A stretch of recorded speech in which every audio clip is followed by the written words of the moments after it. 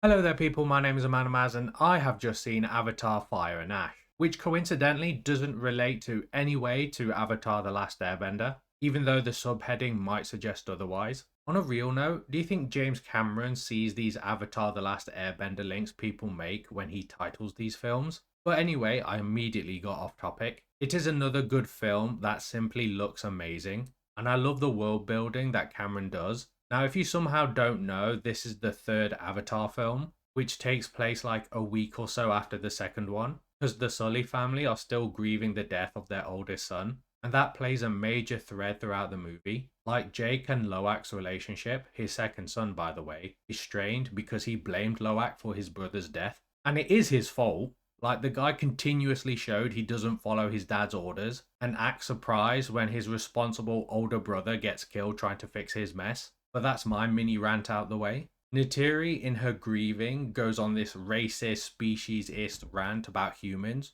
which even unsettles Jake. And I don't blame her that she wants all of them gone, or dead to be fair, including Spider. Like all humans have done in this franchise is cause death and destruction for corporate greed. Like, I know Earth is dying, but with the amount of time and resources you spent trying to colonize Pandora, surely you couldn't help Earth out a bit? And it doesn't surprise me that humans would do that, if I'm honest. But back to Neytiri, all this anger and hate almost unleashes something terrifyingly primal in her. And once she gets on the battlefield or needs to do some killing, it's scary how violent she can be. Like, honestly, she needs a break, or Navi therapy if they have that. But I think that's what makes her character more interesting, as she is torn between her family and her species in a way. Though the title of most interesting character in this film goes to Colonel Quaritch. They made him go native this time, and it was funny seeing the memes on social media of basically calling it the racist guy and his native girlfriend. Like, you see him in full war paint,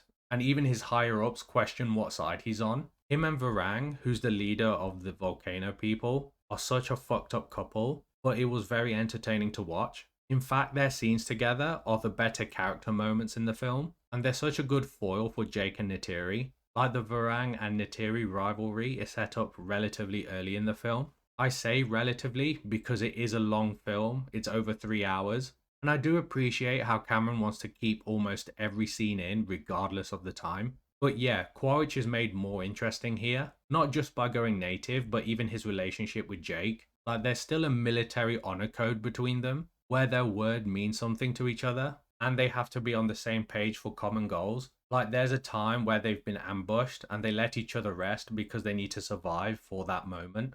Also, Jake tries to get him to turn, not necessarily against the humans, but to see things more from the Navi perspective. And that's where I see his story going if they do make an Avatar 4 and 5. He's almost in the position Jake was in the first film. Spider also has a really cool arc where he can now basically breathe on the surface without the mask. It is shown in the trailer, so it isn't much of a spoiler, but now he's become a person of great interest because the bad guys need him so they can learn how to breathe the air. The action is great, it's what you expect in an Avatar film. The action isn't just great, but actually looks good as well. I swear CGI in Hollywood movies recently has been looking a bit shaky, and it's nice to see the film that raised the standard still look this good. Like, the human looks more CGI than the big blue space monkey. I think the addition of the Ash people and their lore made the world feel more fleshed out, as they are non-believers in Awa, and I hope to see more of them in the sequels, because it just adds more depth to the Navi as a whole. One more thing for the last Airbender connections, by the way. Air nomads are introduced in the first hour. Surely this is on purpose now, but I do love the memes that come from this. In terms of what I didn't like, it's a tad too long. Like, I might have enjoyed it more if I watched it on a Blu-ray at home, if you know what I mean.